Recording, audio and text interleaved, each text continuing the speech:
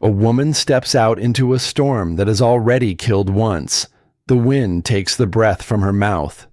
The snow erases the world. 10 feet, then 5, then nothing but white and the howl of it, screaming like something alive, something that wants in. She does not turn back. She ties a cord to her door and pays it out behind her, one hand on a buried fence, walking straight into the dark that took everything from her once before. 300 yards away, a family is freezing in a house that cannot hold. And behind her, wrapped around her own small cabin, stands the strange thing the whole valley spent a year laughing at. The thing they swore would fail. Tonight, every wall in the valley will be tested, and only one of them was built by someone who already knew exactly what the cold could take. A widow stood alone against a rising wind, pressing seeds into the cold soil at the very foot of her cabin. And the whole valley was certain she had finally lost her way. She did not plant them in a garden. She did not plant them along the fence, where flowers belonged, where a passing rider might admire them and tip his hat. She planted them against the walls, inches from the foundation logs, so close that a grown woman had to kneel sideways in the dirt to reach the spot, so close that the seeds sat in the narrow shadow the cabin threw at dawn. And she did it on every side, north wall, south wall, the cold face of the house and the warm one, the side that caught the morning and the side that never did. All of it. A thin ring of buried seeds, drawn tight around the whole structure, like a string pulled close around a sack. It made no sense. That was the first thing people said when they saw it. It made no sense. And in that valley, a thing that made no sense was a thing people remembered. They remembered it the way you remember a wrong note in a song. It stuck. It nagged. It rode home with them in the back of their minds and sat down at their tables. And it got talked about over supper, and it would not let them be. Her name was Della Hartwell. She was a slim woman with a steady pair of hands and a face that had stopped expecting much from the world. Not bitter, just careful. The kind of careful that comes to a person after the worst thing has already happened, and they have lived through it anyway. She did not waste motion. She did not waste words. When she walked like a woman who had somewhere to be, and only enough daylight to get there. And when she knelt in that dirt, morning after morning, she knelt the way some people pray, with a patience that came from somewhere deeper than the task. Behind her, a little girl followed in the dirt. Etta, 9 years old, with her mother's dark hair and her father's stubborn chin. She carried a small cloth sack of seeds against her chest, and she walked the same line her mother walked, one slow step at a time, dropping a seed wherever Della's finger pointed. She did not ask why, not at first. A child that age trusts the shape of her mother's certainty the way she trusts the floor under her feet. If Mama was planting seeds against the wall, then there was a reason, and the reason would keep, and the seed went in the hole. And near the corner of the cabin, in a patch of early sun, an old brown dog lay watching them both. Mose. His muzzle had gone gray. His joints had gone slow. There were mornings he took a while to rise, and a low sound came out of him when he did. Half a groan and half a sigh. The sound of an old body that had done its share of running and was done with most of it now. But his eyes never left the woman and the child, not once, the whole long morning. as if his only job left in this life was to keep them in sight. The valley was a quiet place, a scatter of homesteads across a wide basin, ringed by mountains that held their snow late into the year. Folks there lived close to the bone. Every warm day was a day to be spent, and spent wisely, because the warm days were few, and the cold ones were long. And the line between getting through a winter and not getting through it was thinner than anyone liked to say out loud. Roofs needed mending before the cold came. Firewood needed splitting and stacking. Root cellars needed filling. Smokehouses needed packing. Fences needed walking and checking before the deep freeze made the ground too hard to drive a post. There was a rhythm to it, a calendar written in nobody's hand, but understood by everybody. You did the work when the work could be done, because the season did not give second chances, and the season did not care how tired you were. So when a woman spent her best spring mornings on her knees in the dirt, planting flowers against her own house, people noticed, and people talked. The talk started gentle, the way talk often does. At first they said she was only trying to brighten the place. A widow's cabin can be a gray and lonely thing, and maybe she only wanted some color against it. Maybe she wanted her girl to wake to something pretty. A woman alone, carrying a grief like hers, was entitled to a little foolishness, wasn't she? Let her have it. That was kind of them to think it. But the days went on, and the planting went on. And kindness has a way of wearing thin when a thing keeps not making sense. By the end of that first week, the whole cabin sat inside a growing ring of buried seed, and the gentle explanations dried up. A neighbor rode past one afternoon. A sheepman, lean and weathered, with a good name in the valley and a fair head on his shoulders. His name was Jonah Crane. He reined up at the fence line and watched her work for a while, not saying anything. He was not a man who rushed to speech. He turned things over first, but he had turned this one over a dozen times riding up the road, and it had not gotten any clearer. So at last he leaned on his saddle horn and called across the dirt. "What are the flowers for, Della?" It was a simple question, asked kindly enough. She did not stop working. She pressed another seed into the soil, smoothed the dirt over it with her thumb, and only then did she answer him. "They're for the cabin," she said. "Nothing else." That was all. No reason. No story. 4 words and a closed door. Jonah Crane looked at the wall. Then he looked at the little ring of turned earth running along the bottom of it. Then he looked back at the woman on her knees. And he understood less than he had before he asked. He opened his mouth to try again, and then he closed it. There are some answers that ask you plainly to stop asking. This was one of them. He tipped his hat, because that was the polite thing, and he rode on. But he carried the question with him all the way home. He carried it to his own warm supper table, and he set it down there, and he said to his wife, "The Hartwell woman's planting flowers against her house the whole way around." And his wife said, "Whatever for?" And Jonah Crane said the only true thing he could say. "I asked her. I still don't know." To understand the woman, you would have to understand the chair. Inside the cabin, near the cold stove, there was a chair that no one sat in.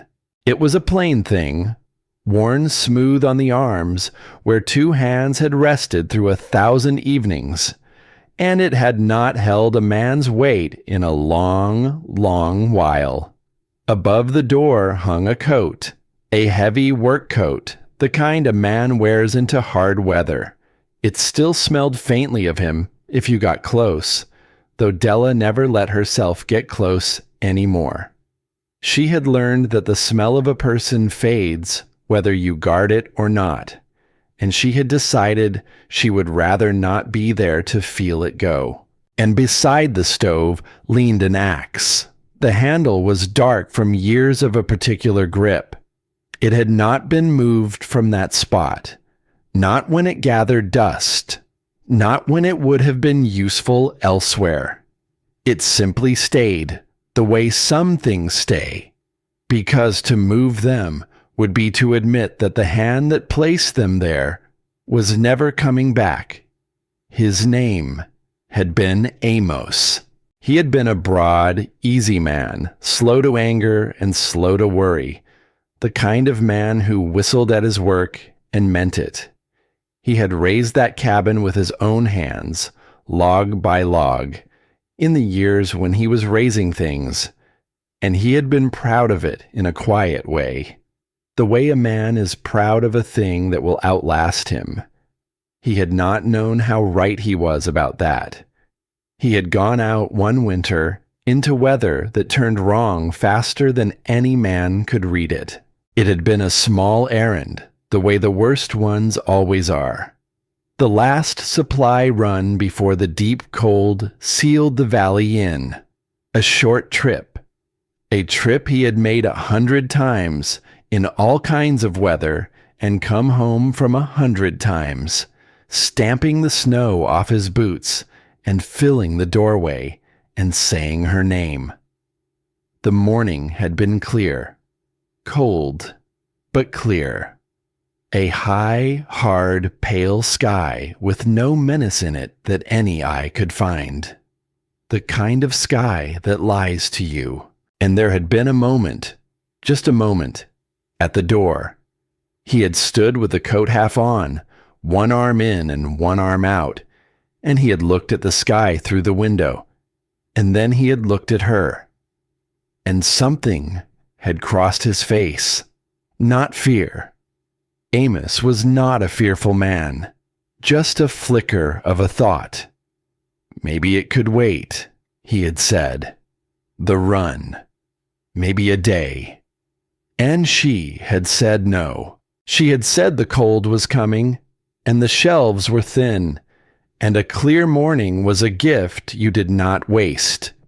She had said it the way a practical woman says a practical thing briskly, already moving on to the next chore in her head, with no idea at all that it was the last full thing she would ever say to him.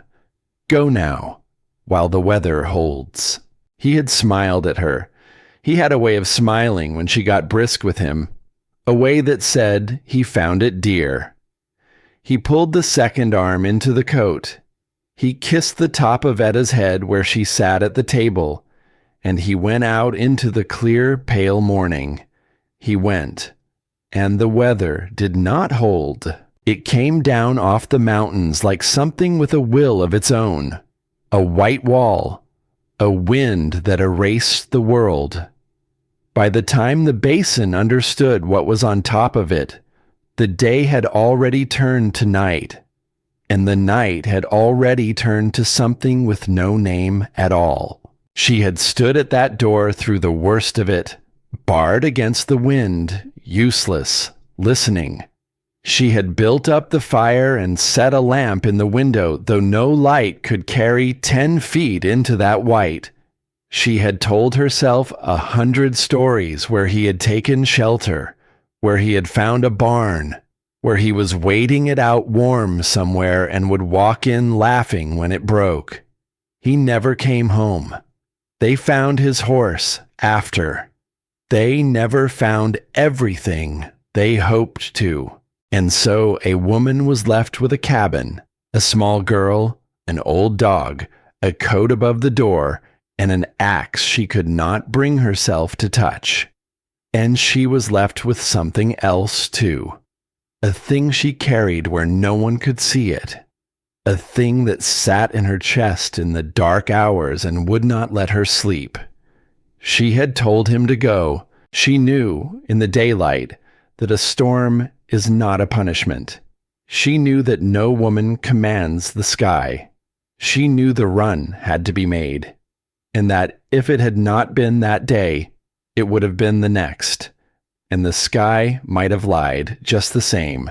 She knew all of that. But knowing a thing and carrying a thing are two different weights. And in the deep of the night does not care what you know. In the deep of the night, all she heard was her own steady voice saying, "Go now." And under that voice, a worse one that she never let speak in the daylight, the one that said, "You, of all the women in this valley, you who pride yourself on thinking things through, you looked at that same sky and you read it wrong, and you sent him into it, and he is gone. And a quicker woman, a softer woman, a less certain woman would have said, 'Stay.'" She did not believe that voice, but she could not silence it either. Some evenings, the dog would do a strange thing.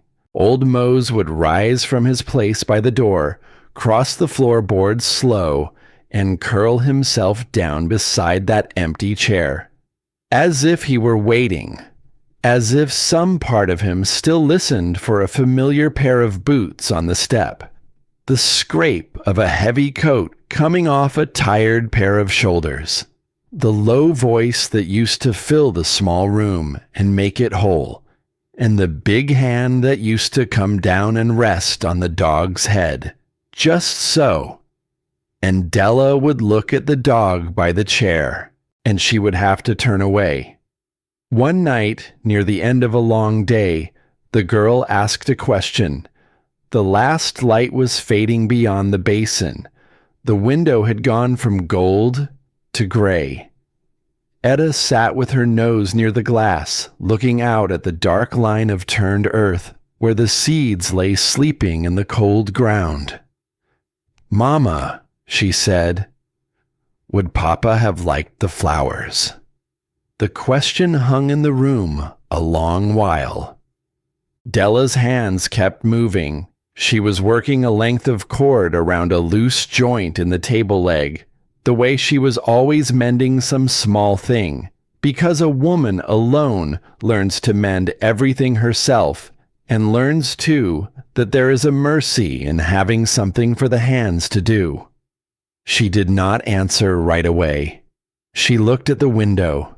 She looked at the dark earth past the glass, and for just a breath, her hands went still. "Go to bed, Etta," she said softly. "It's late." That was not an answer. The girl knew it was not an answer.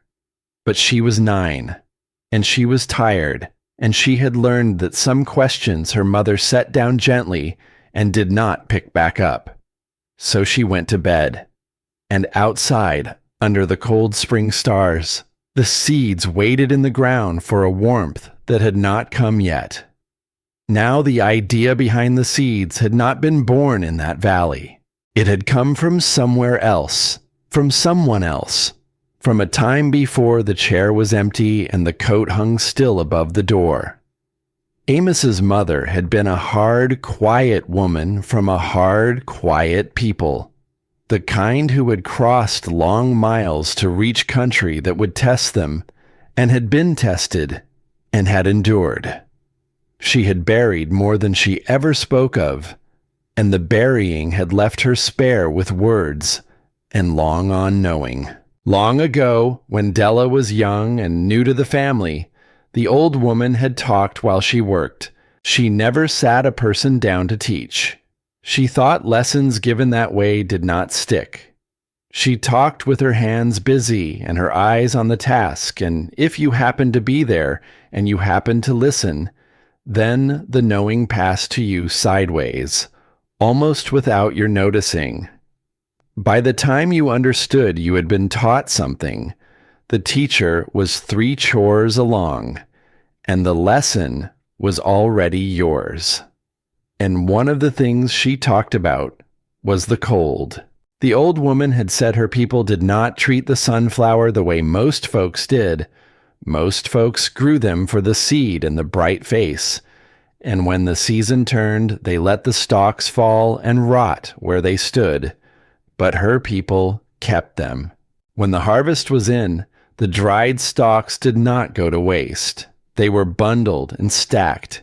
They were pressed up against the things that needed protecting through the worst of the year: root cellars, smokehouses, the shelters where the animals waited out the dark months. Whole walls of the stuff, packed and tied, growing up the sides of buildings as the worst weeks neared. She said it as a plain fact of life, not a secret, not a marvel, just a thing her people had always done, the way you bank a fire or salt a hide. And once, with her hands deep in some chore, she had said a thing that Della never forgot. "The cold hunts walls," the old woman had said. "So you give it something else to find first." At the time, it had sounded like an old saying, the kind of folk talk that gets passed down without much weight behind it. Pretty words, nothing more. Della had been young and full of her own life, and the old woman's winters had seemed very far away from her own warm new marriage. She had filed it away the way the young file away the words of the old, half kept, half forgotten. She had not understood then that the old woman was not reciting a charm. She was describing a system, one that had carried her people through more winters than anyone in that valley had ever seen. A thing tested not in one bad year, but in 100, refined by every family that ever froze for getting it wrong, passed down precisely because it worked. It was years before Della understood the difference, and by the time she understood it, the old woman was gone, and so was Amos. And the understanding came to her alone, standing beside her own cabin, with winter waiting somewhere beyond the mountains, the way it always did. She thought of the empty chair. She thought of the coat above the door. She thought of the storm that had come down off the high country and taken a man who had only gone out to fill the shelves before the cold sealed them in. And she thought of 9-year-old Etta, asleep in the next room. A girl with no father. A girl who had only her. If a hard winter came again, a winter like the one that had changed everything, there would be no man to make the supply run. No second pair of hands to split the wood or chink the gaps or sit up feeding the stove through the worst of the dark. No broad, easy shape filling the doorway, stamping off the snow. There would only be a woman, a child, an old dog, and 4 walls. And those walls would have to be enough. That was the night the decision was truly made. Not at the fence, not in the dirt. There in the dark, with her daughter's slow breathing, the only sound in the room, and the old woman's voice rising up out of memory like a hand laid on her shoulder. The cold hunts walls. So you give it something else to find first. She did not tell anyone. There was no one to tell. And she had learned the long way that a thing announced is a thing other people feel free to argue with, to pick at, to talk you out of on a hard morning when your own faith in it is already thin.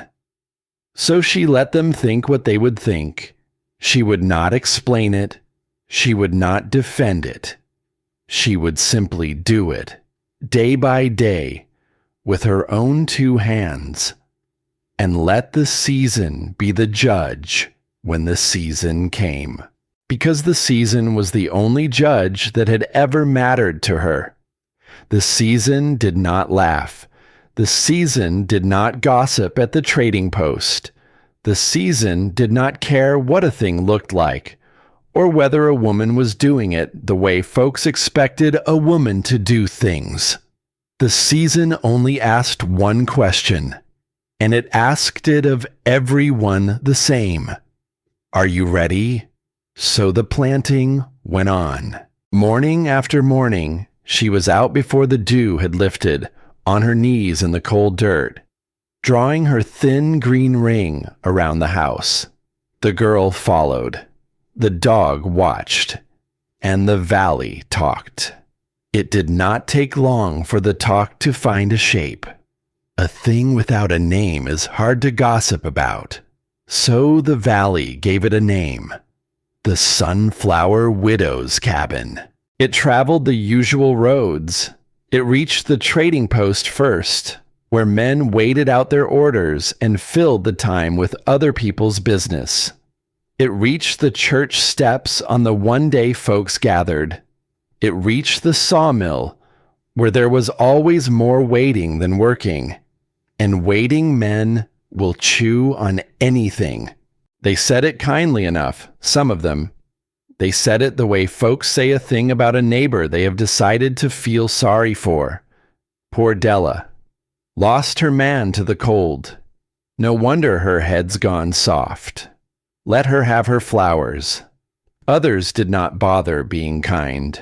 A carpenter named Asa Calder heard about it and laughed out loud. He had raised more cabins than he could count, good, square, honest cabins, and he knew wood the way some men know scripture. Wood was his whole religion, and he did not take kindly to heresy. Flowers don't stop winter, he said. And most everyone agreed with him, because it was true, and because it was easy, and because there is a comfort in agreeing with the man who sounds the most certain. The name stuck. The Sunflower Widow. She heard it. Of course she heard it.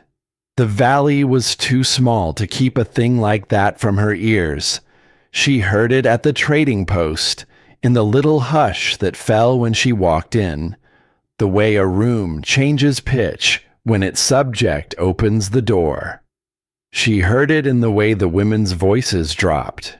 She heard it in the careful, pitying smiles, the ones that said poor thing without quite saying it. She heard it, and she said nothing. She bought her flour. She paid what she owed to the penny, because a woman alone could not afford to owe. She put a hand on Etta's shoulder and steered her gently toward the door, and she carried her quiet out into the cold air, the same way she carried everything else. But she felt it. Let no one tell you a woman who says nothing feels nothing. She felt every soft laugh and every gentle pity. And some nights she turned them over by the cold stove and asked herself the questions they were asking. And then she set them down, and she picked up her cord. And in the morning, she went back out to the wall. But there was one man in the valley whose attention a woman did not want. His name was Gideon Marsh. He was not a cruel man, exactly. Cruel is loud, and Marsh was never loud. He was the kind of man who smiled while he counted, and counted while he smiled, and somehow always came out holding the better end of a deal that had looked, at the start, like a kindness. He controlled the credit in that valley. When a hard winter thinned a family's stores, it was Marsh they came to. When a homestead needed flour or salt or seed on the promise of next season's repayment, it was Marsh who wrote the figure in his book and watched the family sign beside it, and Marsh who remembered the figure long after the family had tried to forget it. And a man who holds the winter credit of a whole valley holds something more than money. He holds people. He holds the slow, patient power of the one who decides who eats and who does not, when the cold comes down and the shelves run thin. Marsh had taken an interest in the Hartwell place, not in the woman. He had no interest in the woman, beyond what use she might be to him. He had taken an interest in the land. It was good land, better than most in the basin, well-watered and gently sloped, with timber close and the creek running fair through it. Amos had chosen it well in the days when he was choosing things, and a widow alone could not work it the way a family could. Land like that, under a woman who was one bad season from ruin, was the kind of thing a patient man kept his eye on. So Marsh had begun, the way he always began, gently, with a smile. He stopped by now and then. He admired the place. He spoke of how hard it must be, a woman alone with a child, no man to carry the load. He spoke of how a single bad winter could undo years of work in a single month. He spoke of debts and notes and the careful arithmetic of survival in that soft, reasonable voice that made ruin sound like weather, like something nobody could be blamed for. And then, smiling, he would say a thing that was not quite a threat. It would be a shame, he would say, to lose a place like this, after all you've been through. And he would let the words sit, because Gideon Marsh held a note on the Hartwell land, a small one from a lean year, from a season when the rains failed and even careful people had to borrow, small enough that no one thought much of it. But a note is a note, and a note can grow teeth in a hard winter when the shelves run thin and the credit dries up and a woman has nowhere else to turn. Marsh knew this, and Marsh could wait. One afternoon, he came by while she was working along the north wall. He sat his horse and watched her for a while, the way Jonah Crane had watched her, but with none of Crane's honest puzzlement. He watched her the way a man watches a hand he has already decided he can beat. "Della," he said, "still at your flowers." She did not look up. "You know," he went on, easy as anything, "a woman in your position can't afford a foolish season. One bad winter and, well," he let the smile do the rest, "I'd hate to see it come to that. For the girl's sake." It was the mention of the girl that did it. Della's hands went still on the cord. Slowly, she rose. She turned, and she looked at him, full in the face, for the first time in the whole exchange. There was nothing soft in her look, and nothing afraid in it either, and Marsh, who read people for a living, found he could not quite read this one. She did not say much. "I know what the winter takes," she said. "I've paid it once." And then she went back to her work. Marsh sat his horse a moment longer. The smile stayed on his mouth, but something behind it had gone cool. He had expected fear. He had built his whole quiet trade on the fear of people who owed him, and fear was the one currency he always knew how to count. And the widow had not given him any. He tipped his hat, the way Jonah Crane had, and he rode away. But where Crane had carried away a question, Marsh carried away something else, a decision of his own, to wait, to watch, and to be there, smiling, on the far side of whatever the winter did to her. The seeds came up in their own good time. First, the dark earth cracked, then the pale shoots pushed through, thin and uncertain, leaning toward the light. Then the leaves broadened, and the stalks thickened, and a faint green shadow began to climb the gray logs of the cabin walls. By the warm months, they were tall enough to draw the eye of every wagon that passed, and still no one knew what they were for. A ring of bright young sunflowers, growing not in a field, not in a garden, but pressed up against a woman's house on every side, as if the house itself were trying to hide inside a thicket of its own. It was the strangest sight in the valley, and the valley had decided, mostly, that it was the sad and harmless folly of a woman who had lost too much. They were wrong, but they would not learn how wrong until the cold came down off the mountains, the way it always did, to ask its one hard question of every wall in the basin. "Are you ready?" Della knew the question was coming. She had heard it asked once before, in the worst way a person can hear it. She had stood at a door and watched a clear morning lie to a good man, and she had carried the weight of it through every season since. She would not be unready again. So she knelt in the dirt, day after day, drawing her green ring tighter around the only thing she had left to protect. The valley called her the Sunflower Widow, and laughed. Gideon Marsh smiled and counted and waited. The coat hung above the door.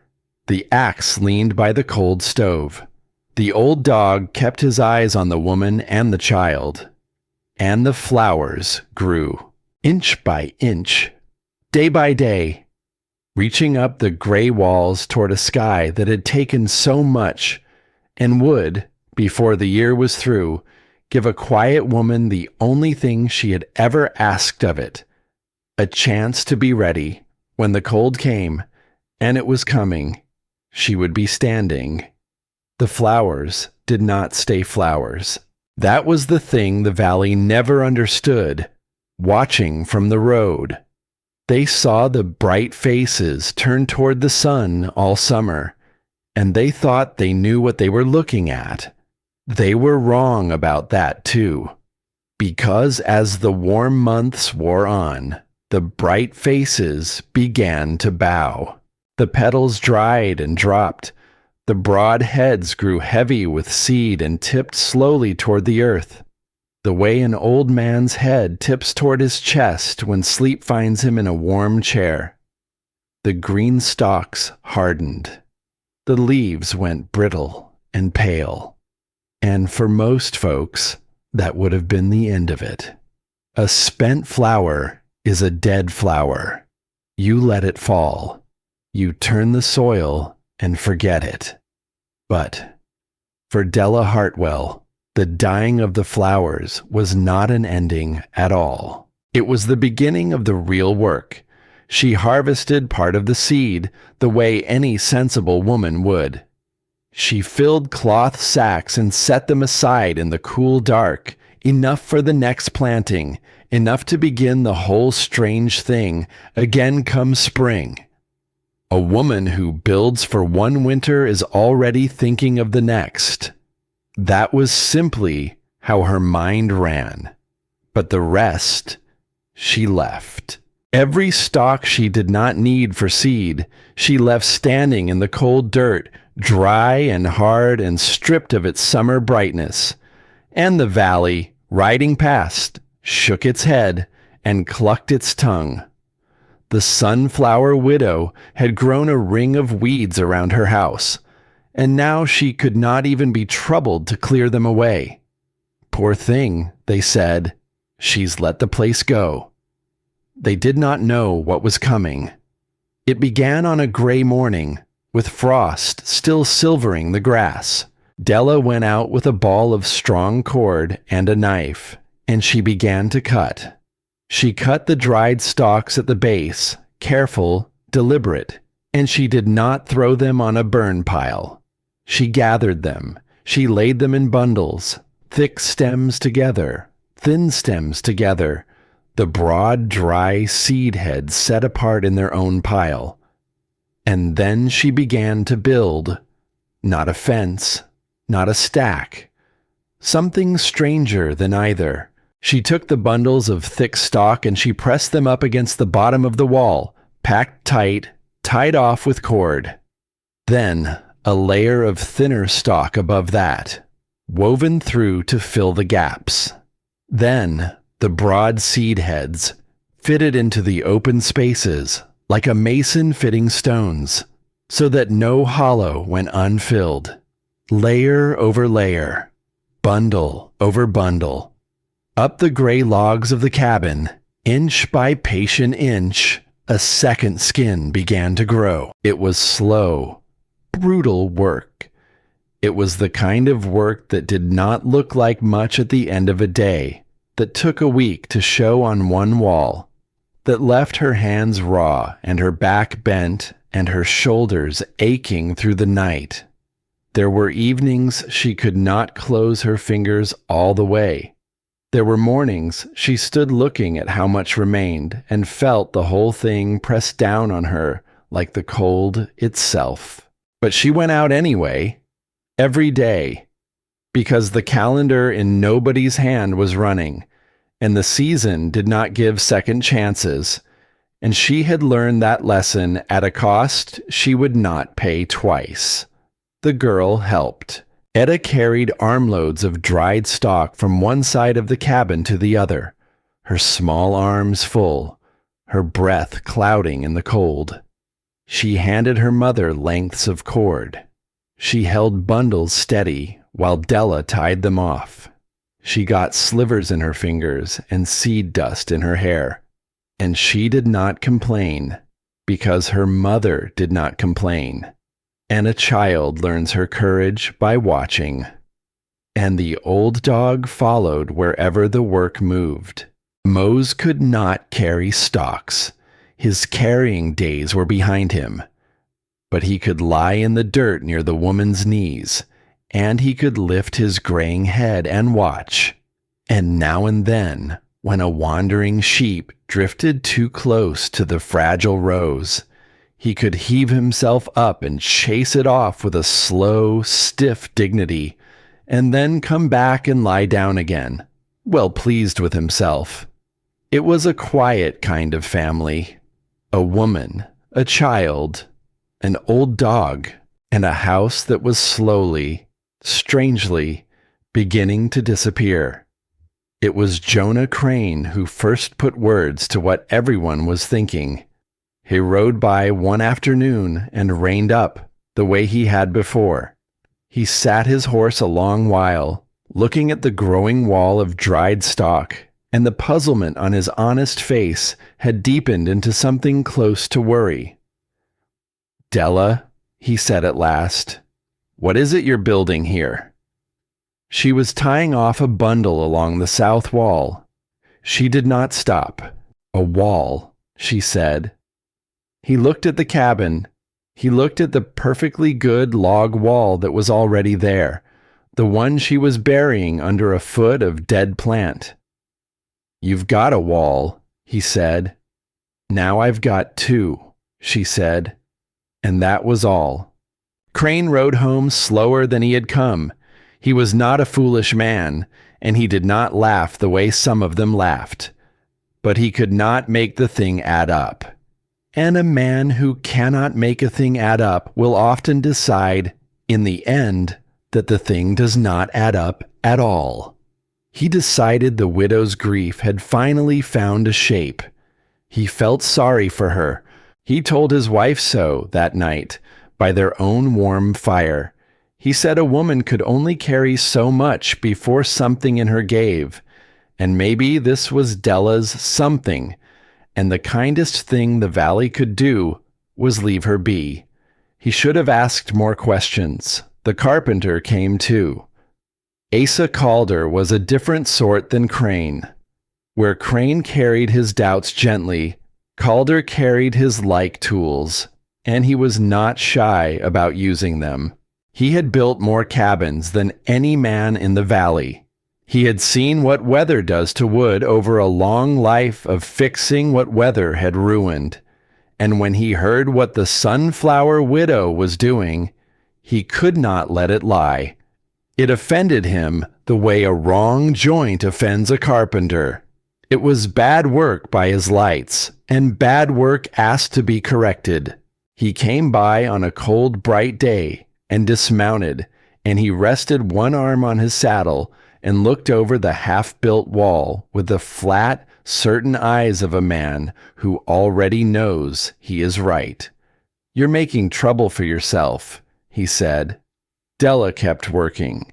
He pointed at the bundles packed against the logs. "Those things'll hold the wet against your wall," he said. "Wet wood rots. Rotten wood fails. You'll be tearing your own house down by spring, board by board, and you won't even know it's happening till the day it falls in on you."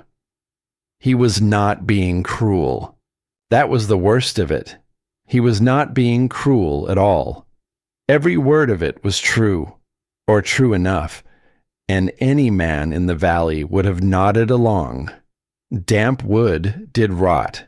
He had seen it 100 times, had torn out 100 soft black sills, had told 100 families they should have kept the wet off their wood.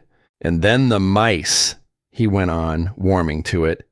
"You give them a den like that, packed up snug against your warm wall. They'll move in before the first hard frost. You'll have a wall full of them, in your floors, in your stores, in the girl's bed." Della tied off a bundle. "Wood needs to breathe," Calder said, gentler now, almost kind. "You're smothering it. A house has to breathe, Della, same as a person." For the first time, she paused. She looked at the wall she had spent weeks building. She looked at the gray logs of the cabin beneath it, the home Amos had raised with his own 2 hands in the days when he was raising things. A cold breeze moved through the dry stalks, and they whispered against each other. Somewhere behind the house, Mose lifted his head and barked once at a wandering sheep. Calder waited. He was a patient man, and he was sure he had reached her. He had given her the truth, plainly, the way one decent person owes it to another. Surely now she would see sense. What he got instead was the sight of Della Hartwell turning back to her work. She picked up the next bundle. She set it against the wall. She reached for the cord. The conversation was over. Calder stood there a moment, his certainty curdling into something sourer. To him, that silence was not strength. It was stubbornness. It was a grieving woman too proud to admit she had lost her way. He climbed back onto his horse, and as he rode off, he was more certain than ever that the winter would settle the argument for him. The hard way, the only way some people ever learn. And Jonah Crane, who had been nearby and heard most of it, found that he agreed with every word the carpenter had said. What none of them knew was that Calder's warnings were not lost on Della at all. She heard every word. She turned them over that night by the cold stove, the way she turned over everything. The wet was real. The mice were real. The man was not a fool, whatever else he was, and a lesser builder might have taken the warnings as reasons to quit. She took them as a list of problems to solve. The valley found a new name around then. The old one, the Sunflower Widow, had a certain pity in it, a softness. The new one did not. Gideon Marsh gave it to them, though he gave it the way he gave everything, with a smile, so that no one could say he had meant any harm. He rode past the half-buried cabin one afternoon, in front of 2 other men, and he looked at it for a long moment, and then he laughed, just loud enough. "Well," he said, "she's gone and turned her house into the biggest haystack in the whole valley." The men laughed with him, and the name spread before the sun went down. The haystack. That was what they called it now. Not the place, not the Hartwell homestead, the haystack. A joke you could carry to the trading post and set down on the counter and watch the others laugh at, easy and warm, The way men laugh at a thing they have all agreed is foolish. A joke that made the teller feel clever and cost him nothing, because the woman it was about was not there to hear it. And even if she had been, what would she do? She never said a word. Della heard that one too. She always heard. And she said nothing to that one either. She only tightened another cord and set another bundle and let the laughter blow past her like the cold wind it was. But Etta heard it. The girl came home from the trading post one day, with her chin set hard and her eyes too bright, and she stood in the doorway of the half-buried cabin and would not come in. They called it the haystack, she said. They were laughing about our house. Della set down her cord. She came to the door, and she knelt down so that her eyes were level with her daughter's eyes, and she took the girl's cold hands in her own. Let them laugh, she said quietly. But it's not funny, Etta said, and her voice cracked on it. It's our house. It's Papa's house. Something moved in Della's face at that, but she held steady. I know it's our house. She held the small hands tighter. And I know it's not funny. But here is a thing you're going to learn. And I want you to learn it young, so it doesn't take you as long as it took me. She paused. People will laugh at what they don't understand. That's not about you. That's about them, and what they're afraid of, and what they wish they were brave enough to try. You don't have to make them stop. You just have to keep doing the thing you know is right, and let the truth catch up on its own. Etta looked at her mother for a long moment. When will the truth catch up? She asked. Della glanced past her, out the door, toward the mountains where the snow already sat heavy on the high peaks and would not melt. Soon, she said softly. I think it'll be soon. Now the carpenter had warned her of two things, the wet and the mice. And the mice came first. It was Etta who found them. She was carrying an armload of stock along the western wall one cold morning when she saw the movement, low down near the base of the bundles. A flicker, a small gray shape, there and gone. She dropped her armload and called for her mother. Della came, and she knelt, and she pulled back a section of the wall she had spent days building. And there it was, a nest, tucked into the warm, dark hollow between the stalk and the logs, snug, hidden, exactly where the carpenter had said it would be. For a moment, Della did not move. If anyone in the valley had been there to see it, they would have crowed. They would have ridden straight to the trading post to tell it. Calder was right. The mice came, just like he said. The whole foolish thing was already failing, and it was not even cold yet. It would have proved every word the carpenter had spoken, and for one long breath, kneeling there in the cold dirt with the ruined hollow open in front of her, Della felt the doubt rise up.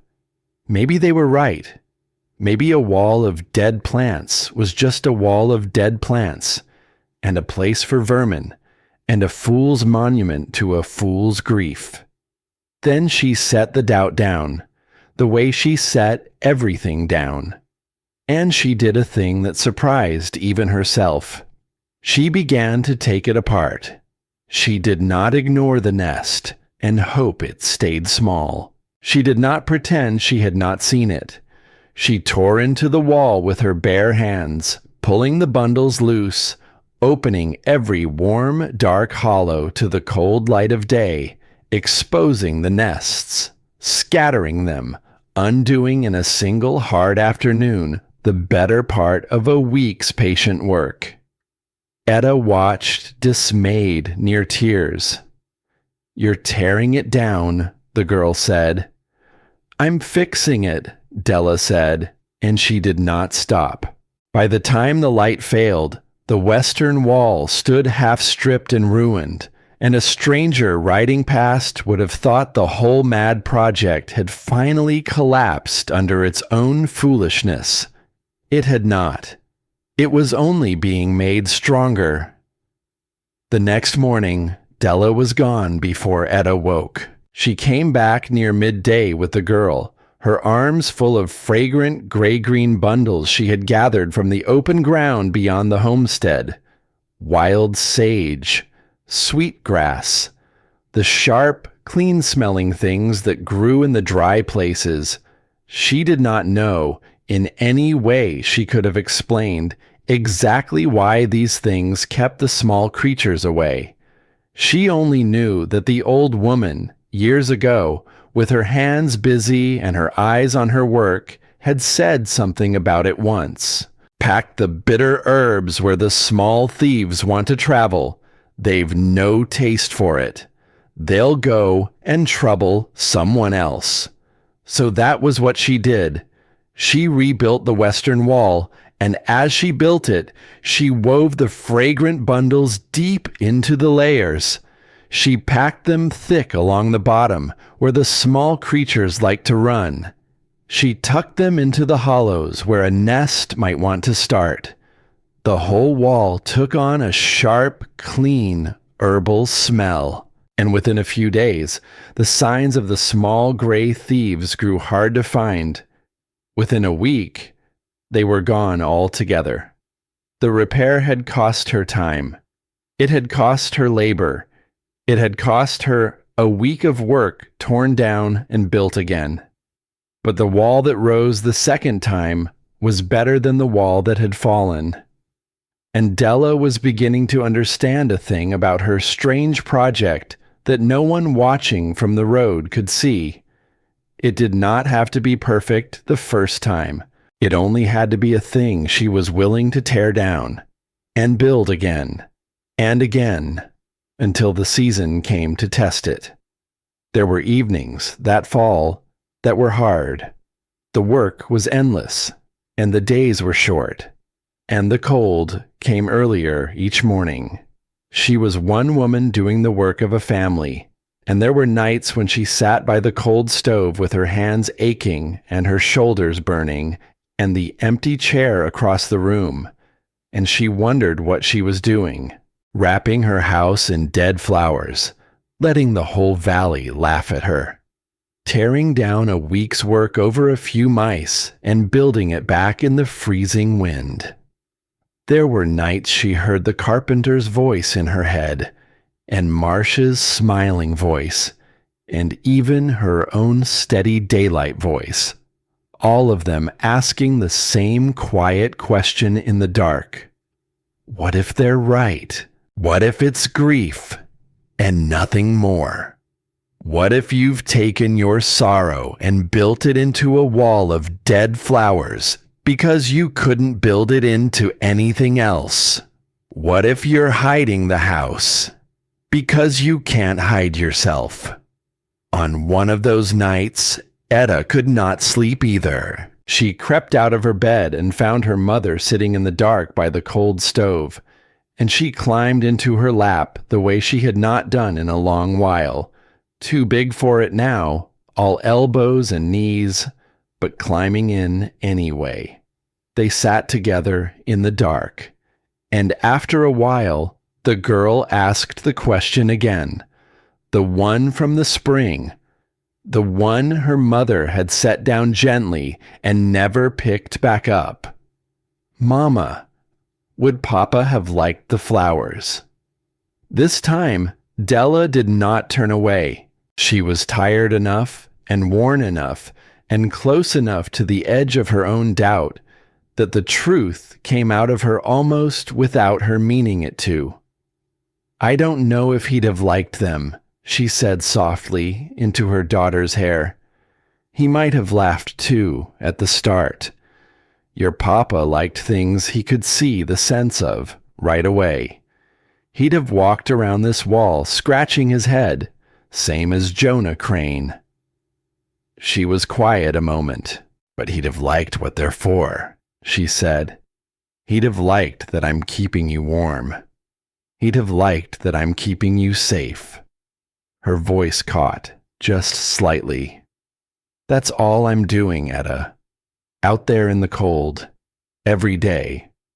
I'm building him a way to keep his girl safe, when he can't do it himself anymore.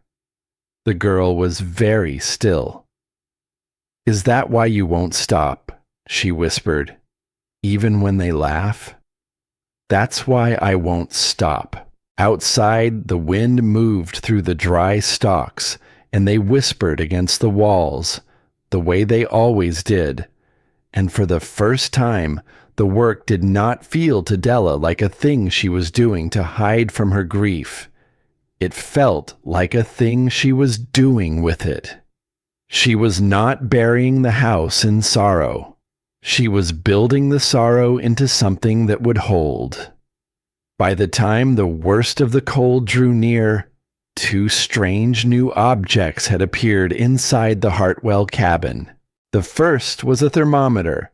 She had traded hard for it, given up more than she could easily spare, and she hung it on the inside wall, well away from the stove where the heat could not lie to it. And every morning and every evening, she looked at it. She read the slim red line, and she wrote the number down. That was the second strange object. A ledger, a plain book with a worn cover set out on the table, and in it she wrote her numbers in a careful hand.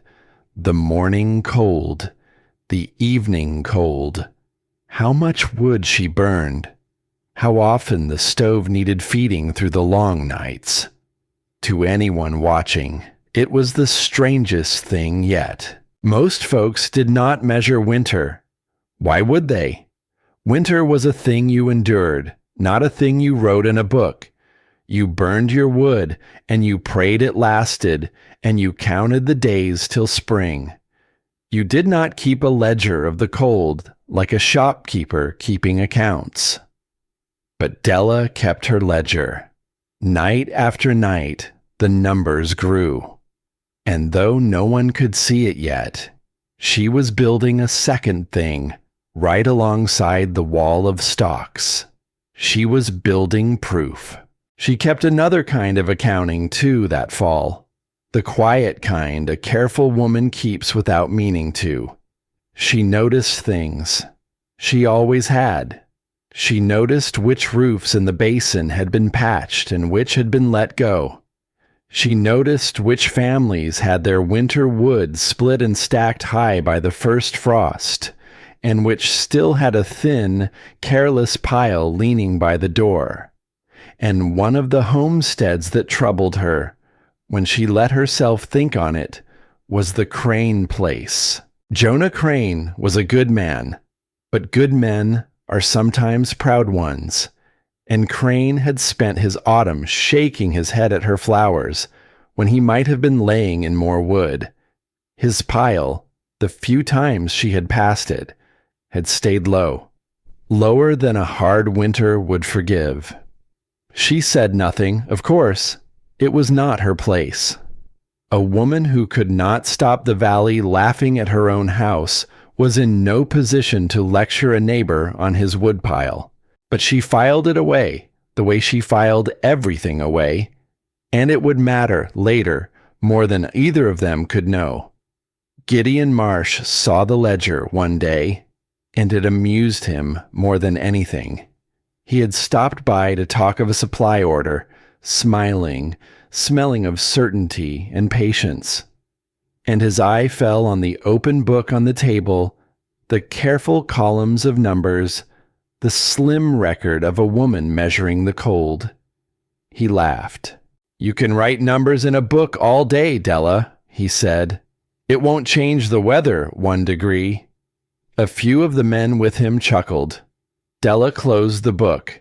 She did not argue. She wrote her order, and she paid what she could, and she let the laughter pass.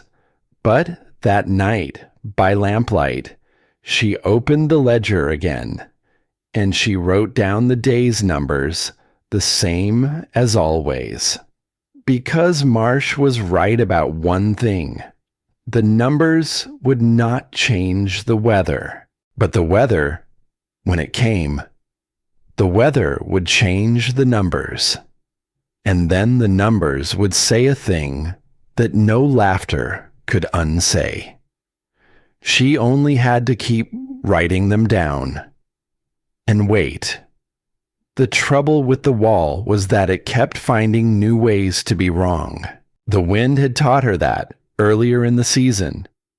A hard blow had come down off the western ridges one afternoon, sudden and violent, and when it passed, a third of the western row of stalks lay flattened in the dirt like fallen spears. The carpenter had ridden by and seen it. "Told you," he'd said to no one, and ridden on, satisfied. And the news had spread fast, faster than the wind itself. The haystack was falling apart. The widow's folly was over. Some folks expected the rest of it to follow with the next hard blow. But the next morning, Della was out before the sun. She lifted the flattened stalks one by one. Some she straightened, some she replaced. She drove new stakes deep into the cold ground along the western side, and she ran new cord between the rows, so that when the wind came again, the whole wall could share the push of it, lean into it together, the way a row of people brace a fence by leaning on it shoulder to shoulder.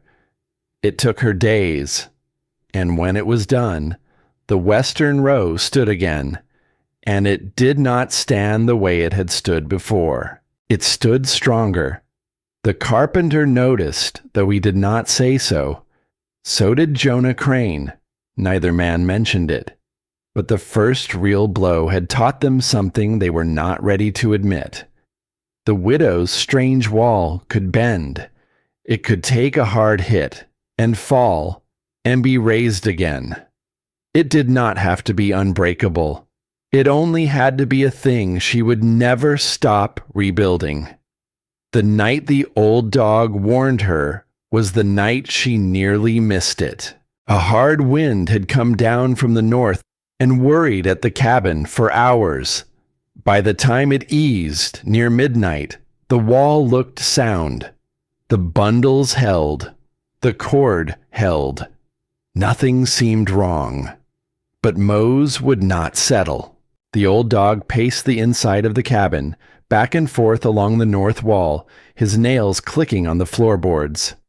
Again and again he stopped at the same spot, lowered his graying muzzle, and pressed his nose close to the bottom of the wall. Then he moved off. Then he came back.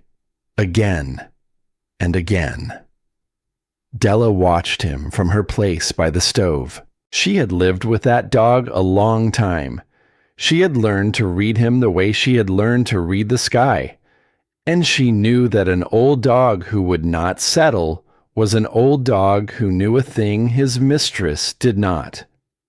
So at first light, she went out and she walked the north wall, slow, examining every bundle, every tie, every layer.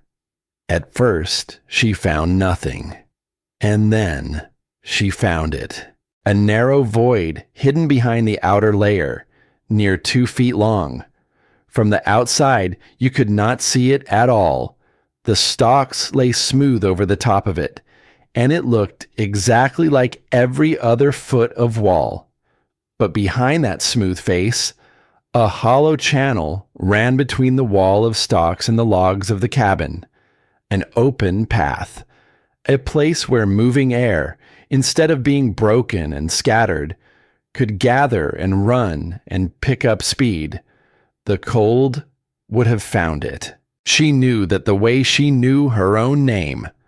When the deep cold came, it would have hunted along that hidden channel like water finding a crack in a dam, and it would have poured its strength straight through the gap in her armor, straight to the logs, straight to the warm room where her daughter slept. She had built a flaw into the very wall she trusted to save them, and no one would ever have seen it. No one but an old dog who could not rest, pacing a cold floor in the dark, pressing his nose to the place where the danger hid. She knelt down and put her hand on his white muzzle. "Good boy," she said softly. "Good old boy." Then she tore it down. Hours of finished work, undone in a morning. The bundles came off. The cord was cut. She rebuilt the whole section from the frame outward, packing it tight, leaving no hollow, no path, no easy road for the cold to run. Etta watched, carrying replacement stock, and when it was done, she frowned at the wall. "It looks exactly the same," she said. It did. From the outside, the rebuilt section was no different from the one that had stood there the day before. Della tied off one last length of cord and stepped back. For a moment, she seemed to be listening to something far off, something beyond the valley, something that had not arrived yet, but was on its way it was always on its way. "It looks the same," she agreed quietly, "but the wind will know." Etta looked at the wall again.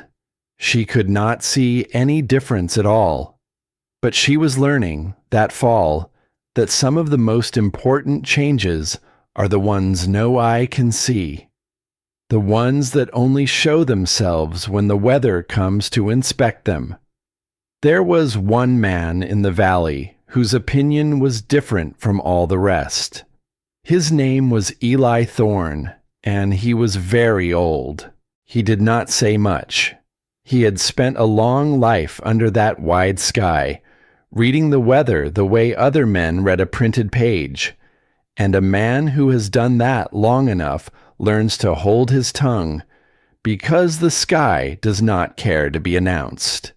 That fall, Eli Thorne spent more time looking north than he spent talking. And the things he saw troubled him. The ice came to the edge of the lake earlier than it should have. The snow came down on the high peaks and did not melt the way it always melted in a year that meant a person no harm. The elk came down into the low country weeks before their time, restless, uneasy, as if something up high had told them to go. And then the last of the wild geese went over, calling, and after that the sky was empty. The old man rode out to the Hartwell place one cold afternoon. He did not come to talk. He did not come to warn her, or to laugh at her, or to tell her what he thought. He came, it seemed, only to look.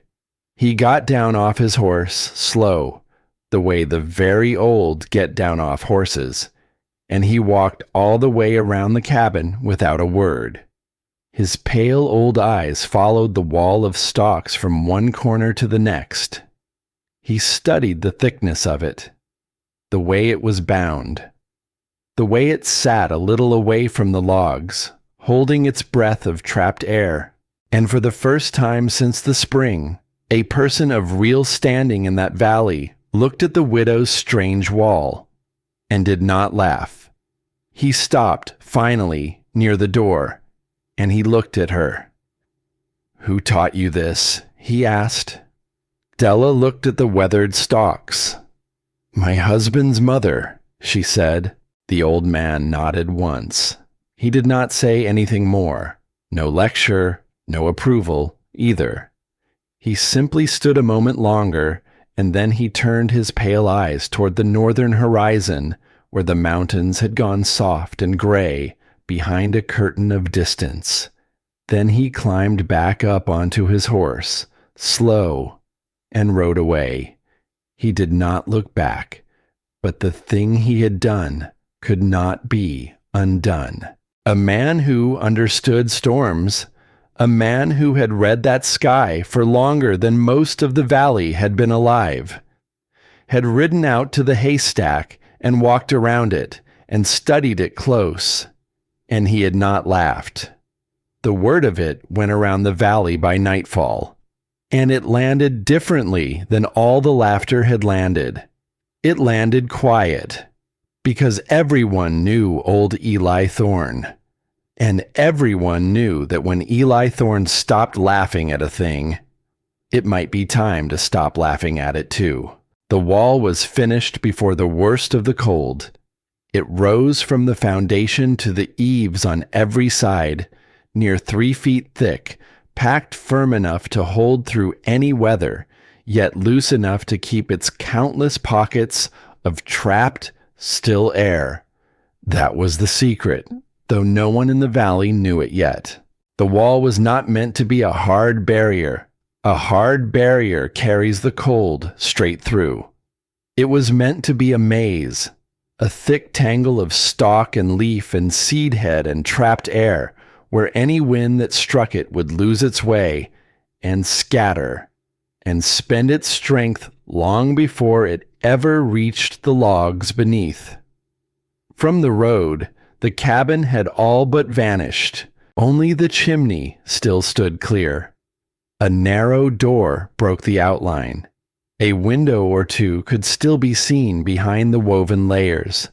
Everything else was buried under a strange shell that had grown, stalk by stalk, straight out of the summer soil. Asa Calder rode past and shook his head, certain still that he would be proven right. Gideon Marsh rode past and smiled, certain still that one bad winter would deliver the land into his patient hands. Jonah Crane rode past and felt a pity he could not quite hold on to anymore, because some part of him had started to wonder. And Della Hartwell stood beside her finished wall, tying off the last cord, and looked at the thing she had built with her own 2 hands across a whole long season of laughter. To everyone else, it was dead flowers, wasted work, the biggest haystack in the valley. To her, it was something else. It was a promise made to a man who could not keep it himself anymore. It was a wall between her child and the cold that had already taken too much. It was a second skin, grown from a single summer, waiting now for the only judge whose opinion had ever mattered. The wall was finished, and winter, the real winter, the one old Eli Thorne had seen coming in the early ice and the restless elk and the empty sky. Winter was only weeks away. Pan hai train hai. The morning the storm came began like a lie. It was clear, cold, but clear. A high, hard, pale sky. The kind that looks like it has no weather left in it at all. The kind of morning that tells a person the worst is far away and means none of it. Across the valley, folks took that sky at its word. They went about their chores under it. They hauled water and forked hay and let their children play out in the thin, bright sun, because a clear day in the deep of the year is a gift, and you do not question a gift, you spend it. Della Hartwell did not spend it, because Della Hartwell knew that morning. She had seen it once before. She had stood at a door on a morning just like it and watched a clear sky lie to a good man and send him out into it. She knew the particular stillness of the air before the worst of it. She knew the way the light went a little too white, a little too flat, as if the world were holding very still and hoping not to be noticed. So when she stepped onto her porch that day and felt that stillness and saw that high, pale sky, something in her went very quiet. She looked north, the way old Eli Thorne had looked north all that fall, and the mountains were gone, not hidden by cloud, gone, swallowed into a wall of gray that had no edges, that sat on the horizon like the end of the world. She knew what that wall was. She had met it before. She went back inside, and she barred the door, and she began to make ready. She brought in extra wood, though she would scarcely need it. She filled every vessel that would hold water. She checked the bar on the door twice, and she set Etta to small, useful tasks, not because they were needed, but because a child with busy hands is a child who is not afraid. And Della meant to keep the fear out of that house as long as she could. By midday, the lie was over. The cold came first. It did not come gently. It came down off the high country all at once, a falling weight, a great cold hand pressing down on the whole valley, and the slim red line in the thermometer dropped and would not stop dropping. Folks looked up from their chores and felt it land on them, and the bright, clear day they had been so glad of turned in the space of an hour into something else. And then the wind found them. It came out of the north like something with a will of its own, not a breeze that grew to a gale the way ordinary weather grows. It arrived all at once, hard and fast and full of teeth, and behind it came the snow, and the snow did not fall. It flew, sideways, in sheets, in long white ropes that whipped across the open ground and erased the world a piece at a time. The fence line went first, then the far buildings, then the near ones. By the middle of the afternoon, a person standing in the open could not have seen the length of their own arm, and the whole wide basin, all those scattered homesteads, all those separate small lights, had been swallowed into one howling whiteness with no edges and no end. It was the kind of storm that comes once in a long while, the kind that the old ones speak of afterward in low voices, the kind that changes a place, that becomes the marker folks measure other years against, that gets remembered long after the people who lived through it are gone, the kind that asks its one hard question of every wall it finds. Are you ready? Across the valley, the answers came in. In cabin after cabin, families heard the roar build, and they fed their stoves, and they checked their doors, and they listened to the wind hunt along the outside of their walls, looking for the way in. And the wind, in most places, found it. It found the crack beneath a door. It found the chinking that had shrunk and pulled away in the summer heat and never been packed back tight. It found the gap at the corner of a window frame that no one had thought to seal, because who seals against a storm like this? A storm no one had truly believed was coming. One small gap, and then another, and then another. Each one nothing on its own. Together, an invasion. The Crane place felt it early. Jonah Crane was a good man and a careful one, and his cabin was sound by any ordinary measure. He had chinked it and patched it and thought it ready. He had told himself all that long autumn while he shook his head at the widow's flowers that his own house wanted no foolishness, that good square logs and honest chinking were all a sensible man needed. But this was no ordinary measure. And his woodpile, the one Della had quietly worried over all that fall, was thinner than a night like this would forgive. By the time the dark came down, frost was forming on the inside of his north wall, thin white lines at first, tracing the seams between the logs, almost pretty in the lamplight, then patches, then a steady, creeping cold that came up through the floor and down from the corners and in along the windows, no matter how hard the stove burned. And the stove burned hard. Jonah Crane fed it and fed it. His wife, Mary, gathered every blanket in the house and then went looking for more. Their youngest, a small boy, slept under 3 of them and still curled tight against the cold, his breath clouding in the lamplight even there, even under all that wool. And every hour or 2, Crane went to the wood stacked inside the cabin and counted it with his eyes and felt his stomach tighten. The pile was shrinking fast, faster than the storm was easing. In fact, the storm was not easing at all. If anything, it was deepening, settling in, the way the worst of them do, as if it had found a place it liked and meant to stay. He stood by his window, what he could see of it through the ice, and he looked out into the howling white, and for the first time in his sensible life, Jonah Crane was afraid in his own home.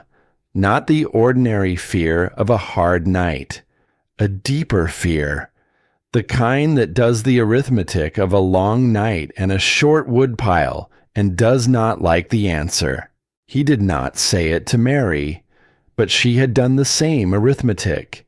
He could see it in her face, in the way she kept the boy close, in the way she did not ask him how long the wood would last because she already knew. 300 yards away, another cabin faced the very same storm, the same wind, the same cold, the same long, screaming night.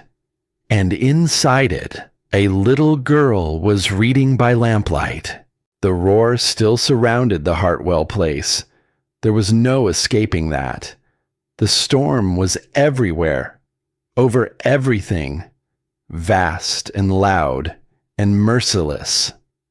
But inside the cabin, the sound arrived, changed. It came through softened, stripped of its sharp edge.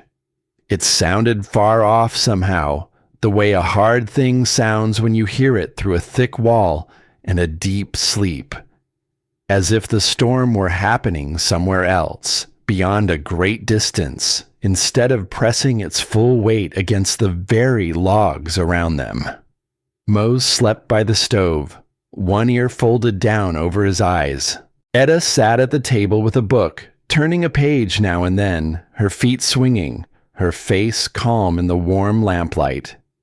Nothing in the way she sat suggested a child trapped inside a house under siege. She was warm, and her mother was near, and the world was as it should be. And the thermometer on the wall told its own quiet story. Della checked it that evening, and then she checked it again, because she could hardly believe the first reading. The slim red line had barely moved, while the cold pressed down on the whole valley with all its weight, while frost crept up the inside of the Crane walls 300 yards away. Here, in this one small room, the warmth held. The stove burned at its ordinary pace. No frantic feeding, no fight. Just the steady small fire it always was, doing the small work it had always done. Della took up her ledger, and by the light of the lamp, with the great storm howling its rage against a wall it could not break, she wrote down the evening's numbers in her careful hand, the cold outside, the warmth within, the wood she had burned, which was almost nothing at all, simple figures, simple facts.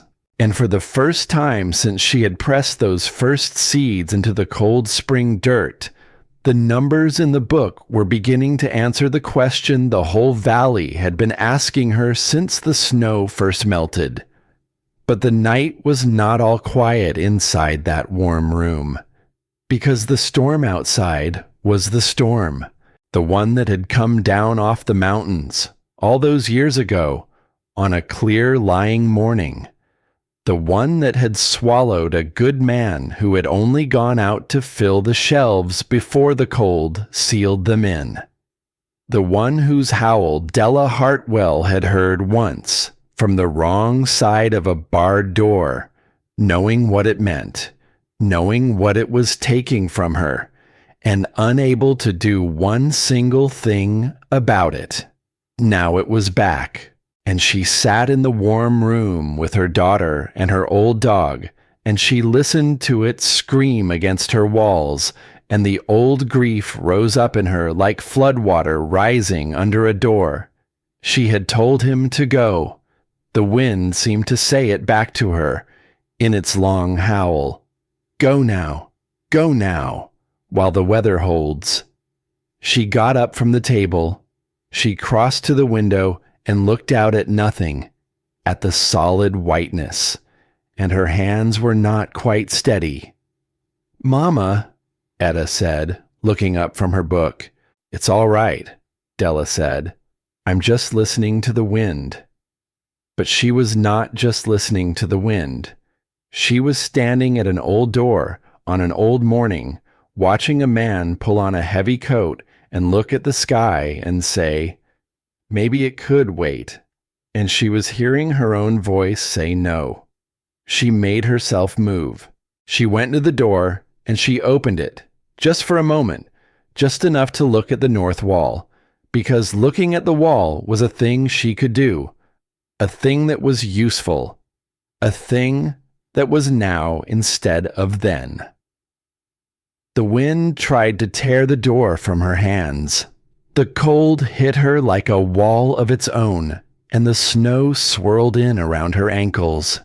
And for an instant, the full violence of the storm was right there in her face, screaming, clawing, the same voice that had taken everything.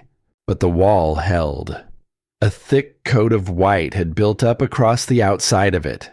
Snow had filled the gaps between the stalks. Ice had locked the loose ends together. The whole thing no longer looked like a wall of dead flowers at all.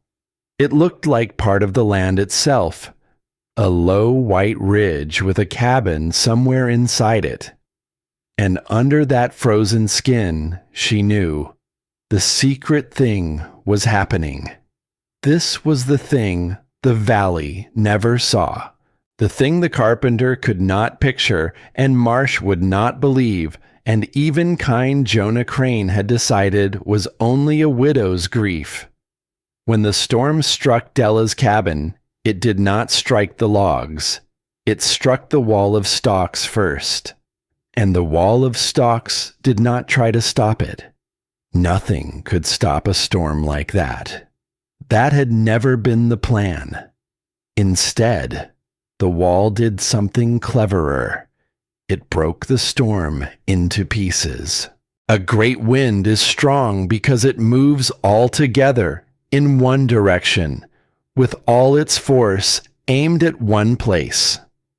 But when that wind hit the tangle of stalk and leaf and seed head and trapped air, it could not stay together. It scattered. The big current became 1,000 little ones. The little ones ran into each other in the maze of dead flowers and tangled and tripped and spent their strength fighting each other instead of fighting the wall. By the time the air worked its way down through all those layers to the logs hidden underneath, it was barely moving at all. The strength was gone. Lost in the maze, spent on the journey, broken apart in the dark tangle of a summer that had been built on purpose to do exactly this. The process was invisible, but the warmth in the room was not. And the snow that had packed into the outer layer was not hurting the wall at all. It was helping. The frozen white had become one more blanket, one more barrier, adding its own cold strength to the place the storm had expected to find weak.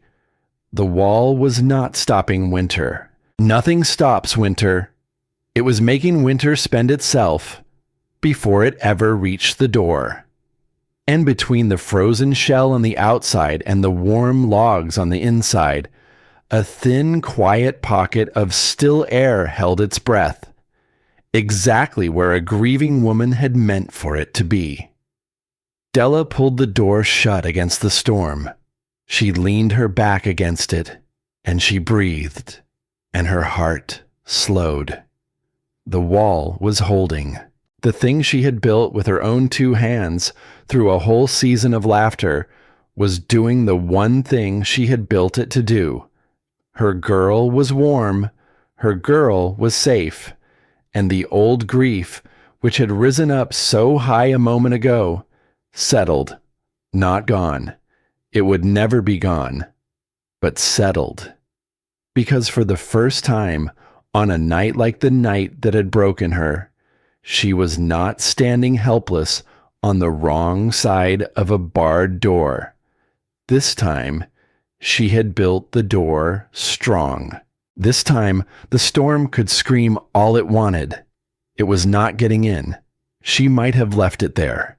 A lesser woman would have. A lesser story would have. The widow, warm and vindicated, safe inside her clever wall, while the valley that laughed at her froze in the dark. There would have been a kind of justice in it, the cold, hard justice the carpenter and Marsh and all of them had earned with their laughter. But that was not the woman she was, because as she stood with her back against the door, listening to the storm, a thought came to her that she could not put down. The Crane place. 300 yards off, through the screaming white. Jonah Crane, who had ridden by all season and shaken his honest head.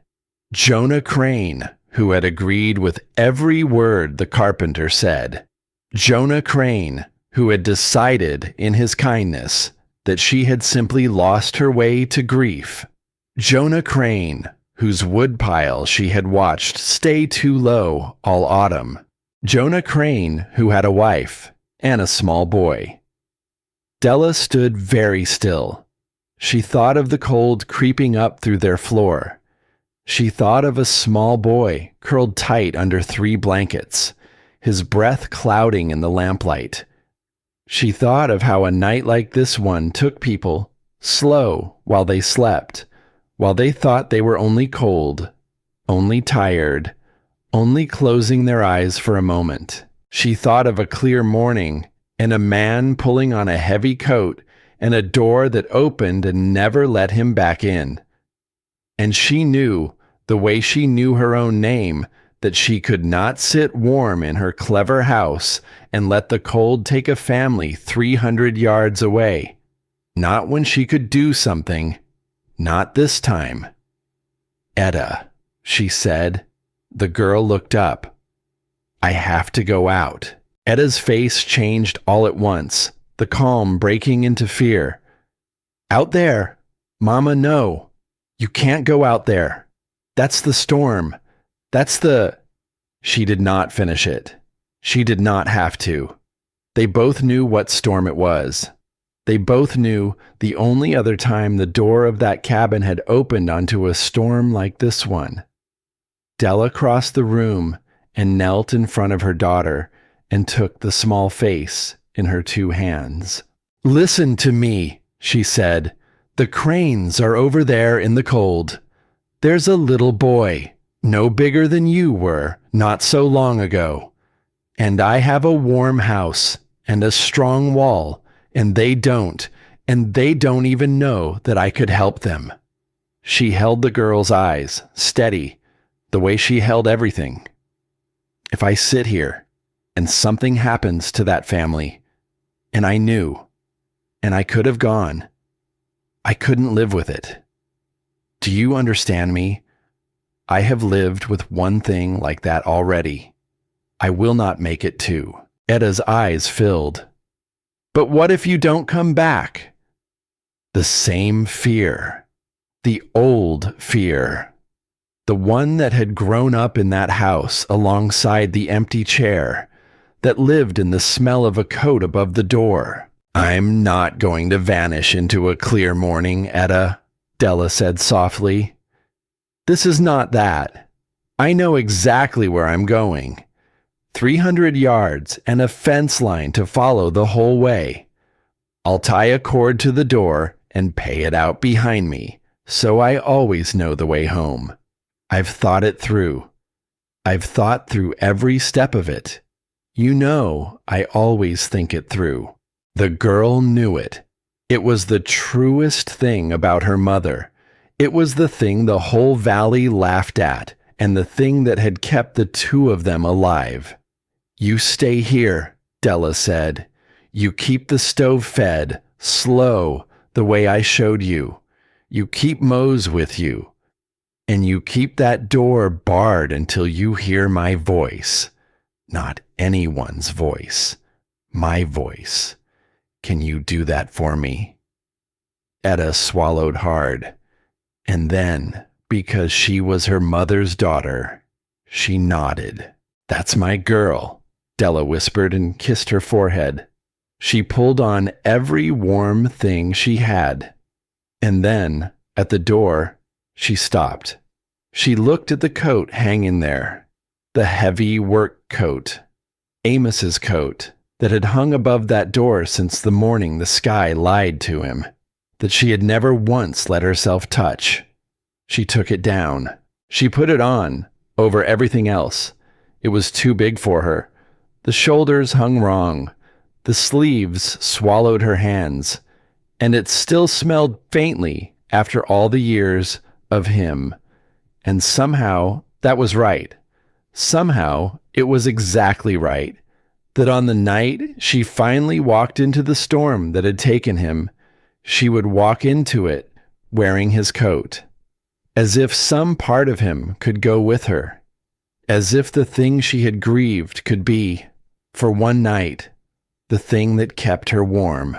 She tied the cord to the door latch and tested the knot twice. She looked back once at her daughter and her old dog in the warm lamplight, fixing the picture of them in her mind, the way you fix a thing you mean to come back to. And she opened the door and stepped out into the screaming white, and was gone. The storm took her into itself. The cold was beyond anything. It was not a temperature. It was a force, a hand, a thing that grabbed and squeezed and tried to stop the very blood in her. The wind shoved her sideways the moment she left the shelter of the wall, and the snow filled the air so thick she could not see her own outstretched hand. The world had no shapes in it, no up, no down, no near, no far. Only the white and the roar and the cord paying out behind her, and the fence line under her groping glove. This was it. This was the thing itself, the thing that had swallowed her husband. The thing she had heard from the wrong side of a barred door and been unable to fight.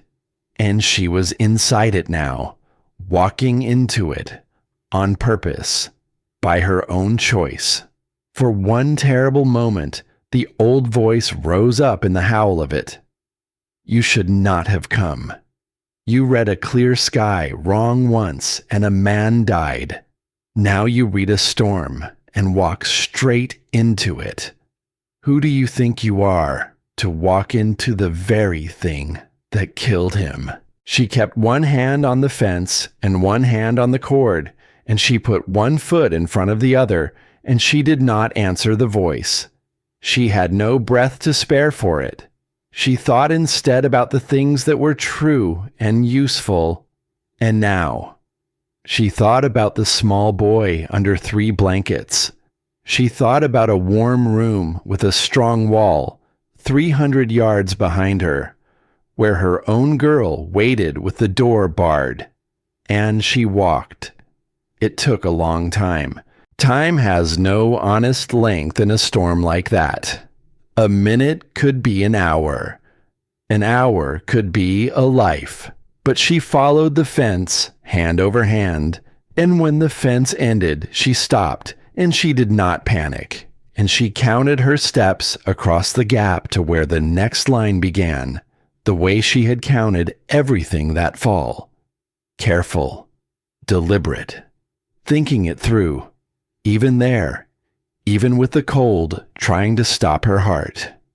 And then a dark shape loomed up out of the white. The Crane cabin. She found the wall with her gloved hands. She felt her way along it to the door, and she pounded on it with her fist, hard again and again, until at last it cracked open and Jonah Crane's frightened face appeared in the gap, lit from behind by a failing lamp. He stared at her as if she were a ghost, a woman, in the heart of the storm, on his doorstep, wearing a man's coat that he half recognized. Della. His voice was hoarse with cold and disbelief. Good God, woman, what are you? Get your family, she said. The wind tore the words half away. Get your wife and the boy and what blankets you can carry. You're coming with me. He gaped at her. Coming with you? Out there? In this? My house is warm, Jonah. She had to lean close to his ear to make him hear it over the roar. I watched your wood pile all fall. It was low then. It's gone now, or near it, and the cold's already in your walls. I can see your boy's breath from here. You won't make the night in this house, but you'll make it in mine. So get your family, now. For one long moment, Jonah Crane stood frozen in the doorway, his certainty and his fear and his pride all warring in his honest face. The widow's house, the haystack, the foolish thing he had pitied her for all season long. She was standing in the worst storm of his life, telling him it was warm, and behind him, in the cold blue dark of his own failing cabin, his small son shivered under 3 blankets, and Mary looked at him with eyes that had given up arguing, eyes that said, Please, Jonah, whatever pride you have, set it down for the boy. Jonah Crane made his choice. Mary, he called over his shoulder, his voice breaking on the word. Get the boy, get the blankets. We're going with her. The walk back was the hardest thing. Going out, Della had only herself to mind. Coming back, she had 3 souls strung behind her on a thread of cord in a storm that wanted them all. She went first, hand on the cord, leading them through the white nothing the way a person leads the blind. Jonah carried the boy bundled against his chest. Mary held the blankets and held to her husband's coat, and behind her, the cord ran back into Della's gloved fist, the one thin line between them and the dark. And the storm fought them every step. It shoved, it screamed, it tried to turn them, to spin them, to scatter them off into the white, where the cord would run out and the fence would not be found, and they would wander in circles until the cold won't lay them down. But the cord held. The cord that Della had thought to tie before she ever left her own door. The cord that paid out, foot by foot, all the way back to a warm room, because she had thought it through, because she always thought it through, because she had learned, at a cost she would carry to her grave, exactly what happens to the people who walk into a storm without a way home. She followed it back, hand over hand, step over counted step, and out of the howling white, all at once, the low white ridge of her own wall rose up before them. The buried cabin, the strange, foolish haystack that the whole valley had laughed at. She found the door. She pounded on it. Etta, she called. It's me. It's your mama. Open the door. For one heart-stopping breath, nothing. Then the bar scraped. The door swung in. and warmth poured out into the storm like light. They came in out of the cold, the Crane family, stumbling, gasping, half frozen, snow-caked white over every inch of them. And then they stopped, because the room they had stepped into was warm, not barely warm, not warmer than outside, warm. The deep, steady warm of a sound house in the dead of winter, the warm that a frozen body sinks into and starts, at last, to shake as the cold lets go its grip. The small boy, set down by the stove, began to cry, not from pain but from the sheer animal relief of it, the way a person cries when the danger is finally, truly past. Jonah Crane stood in the middle of that warm room and turned in a slow circle, taking it in. The lamplight, the little girl, wide-eyed and proud by the bar she had just lifted, the old dog lifting his gray head, the stove burning small and steady, not roaring, not fighting for its life the way his own stove had been fighting all night long, and on the wall, a thermometer, with its slim red line sitting high and calm, as if there were no storm in the world. He walked to it. He stared at it. He could not make it make sense. His own cabin, 300 yards away, with the stove roaring and the woodpile gone, had been losing the fight all night. And here, in the haystack, with a small fire and a child reading books, the cold had simply not come in. He put his hand against the inner wall of logs. It was not hot. Nothing had heated it. But it was not cold either. It held its warmth, steady, patient, the way a good thing holds. Jonah Crane lowered his hand. He turned and looked at the woman who had walked into the worst storm of his life to fetch him out of his own dying house. The woman he had pitied. The woman he had decided was lost to grief. The woman the whole valley called the Sunflower Widow, and laughed. He opened his mouth, but Della had already turned away, kneeling by the stove, gathering blankets around the shivering boy, murmuring to him the same low, gentle things she murmured to her own girl in the dark. So the words Jonah Crane wanted to say stayed in his throat that night. They would come, but not yet. For now, there was only the warm room, and the saved family, and the storm outside that screamed and clawed and could not get in. Near the deepest hour of the night, the warm room of the haystack grew quiet. The Crane boy slept at last, deep and safe, his shivering finally stilled, his small chest rising and falling slow. Mary slept beside him, one hand resting on him, the way a mother sleeps when she has nearly lost a child, and cannot quite let go, even in her dreams. Etta had curled up against the old dog and gone under too, worn out by fear and relief. Only Della and Jonah Crane stayed awake, on either side of the small, steady fire. For a long while, neither of them spoke. There was only the stove, and the soft breathing of the sleepers, and the storm, far off now, beyond the wall, spending the last of its rage on a house it could not reach. Then Jonah Crane spoke, low, so as not to wake the others. "All season," he said, "all season I rode by, and I shook my head, and I felt sorry for you." He stared into the fire. "And tonight my boy would have—" He could not finish it. He shook his head slowly, and his eyes were wet in the firelight, and he was not ashamed of it. "You walked into that to come and get us, after all of it, after the way we talked." Della watched the fire. "You'd have done the same," she said quietly, "if you'd known how.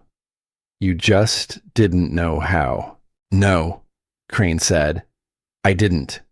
He looked up at her, and his honest face was open in a way it had not been all year. Della, how did you know? How did you know to build all this? And the widow looked at the wall she had grown from a single summer's soil, the wall that was holding back the very storm that had once taken everything from her. And a small, tired, true smile touched her mouth. Someone told me a long time ago, she said. I heard it as a girl and forgot it. I only understood it when I had something I couldn't bear to lose. Outside, the storm howled on, but it was a sound from far away now, a thing that happened to other walls. Inside, the fire burned small and steady, and a saved family slept warm, and a woman who had walked into the worst of the dark and come back out of it sat quiet in the light she had built with her own 2 hands. The wall was holding. It had answered the question. And so, at last, had she. The storm let go of the valley near dawn. It did not end the way a storm in a story might end, with a last great gust and then a sudden calm. It loosened slowly. The wind eased and eased again, and the white began to thin, until at last the long screaming had worn itself down to nothing at all. And then came the silence, a strange silence, the kind that falls after a great noise has gone on so long that the ear forgets what quiet ever sounded like. It pressed on the buried valley like a held breath, and into it, slowly, the first gray light of morning began to seep. Inside the warm cabin, the sleepers stirred. The small boy woke first, and for a moment he did not know where he was. Then he felt the warmth all around him, and saw the lamplight gone gray with dawn, and the old dog stretched out beside him, and the strange girl asleep nearby. And he remembered. The warm house. The house his mother and father had been carried to, through the worst of the dark, by the woman who walked into the storm. He had gone to sleep certain the cold was going to win, and here was the morning, and here was the warmth, and here, by the stove, was the woman, already awake, already up, feeding the small fire its first slow breakfast of the day.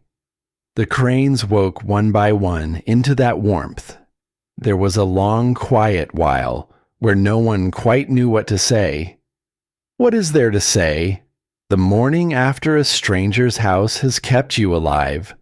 What words are big enough, and not too big? Mary found some. She crossed the room and took Della's 2 hands in her own, and she did not let go, and her eyes filled, and all she said was the woman's name. Della. That was all, but it carried everything. And Della, who had grown so used to being laughed at, did not quite know how to hold a thing so plainly kind. She squeezed the hands back. She looked at the floor, and she said, simply, "You're welcome at my fire as long as you need it." Then she made them breakfast. Porridge, hot and plain, the same she made her own girl. And the saved family ate it at her table while the gray light grew at the window, and for a while the only sounds in the room were spoons and breathing and the small, steady voice of the fire. It was, in its quiet way, the most peaceful morning that Cabin had known in a long, long time. When the light was full, Jonah Crane went out to look at the world. Della went with him. They stepped out the narrow door into a valley that had been remade in the night. The snow stood waist deep in the open and shoulder high where it had drifted. The fences were gone, buried. The familiar shapes of the land had all been smoothed away under one great white blanket, so that a person could stand in his own yard and not know it. Crane turned and looked back at the cabin they had come out of. And he stopped, because in the daylight he could see what the storm had done to the widow's wall. The outer shell was battered. Whole sections of stalk had been stripped away and flung off into the snow. The top of it, along the windward side, had been beaten down and torn. Loose fibers hung frozen here and there, glittering with ice in the new sun. From a little distance, it looked like a thing that had been through a war. And it had. But the core held. That was the thing Crane could not stop looking at. The dense inner layer, packed tight against the logs, was untouched, whole. The storm had torn at the outside all night long, and the outside had let it. The outer shell had taken every blow and stripped away and worn down. And in the wearing, it had saved everything behind it. The damage was not a failure. The damage was the whole design. He thought of his own cabin, sound, square, honest, built to stand firm against everything and yield nothing, and losing all night because it had nothing to give. He went back inside and he picked up the ledger from the table. She let him. He turned the pages, slow, to the entries from the night of the storm. His own household had burned nearly twice the wood, and for all that wood, all that desperate feeding of a roaring stove, the cold inside his cabin had stayed more than 20 degrees lower than the cold inside hers for most of the long dark. Twice the wood for a colder house. The numbers did not argue. They did not need to. They simply sat there in a widow's careful hand and said the thing that no amount of laughter at the trading post had ever been able to unsay.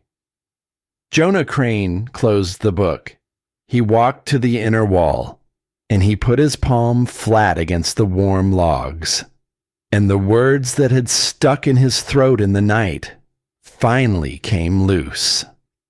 "I was wrong, Della." He said it plain, no excuses tied to it, no but waiting at the end, just the 3 words, the hardest 3 words a proud and decent man can ever bring himself to say. "I was wrong." The widow looked at him for a moment, and then she did a kind thing.